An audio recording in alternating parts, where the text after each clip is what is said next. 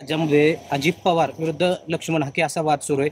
सातत्यानं लक्ष्मण हाके आरोप करतायत की अजित पवारांनी ओबीसींच्या असतील किंवा इतर महामंडळ असतील यांचा निधी रोखलाय आणि सातत्यानं ओबीसींवर अन्याय केला जातो. माननीय प्राध्यापक लक्ष्मण हाके सर ज्या गोष्टी बोलतायत त्याच्यावरती माननीय अजित पवारांनी तात्काळ बैठक घेतली पाहिजे आणि ओबीसीच्या सर्व नेत्यांना बोलवलं पाहिजे आणि त्या बैठकीला माननीय मुख्यमंत्री देवाभाऊ त्या बैठकीला उपस्थित पाहिजेत. सगळ्या प्रश्नांचे उत्तर तिथं मिळतील.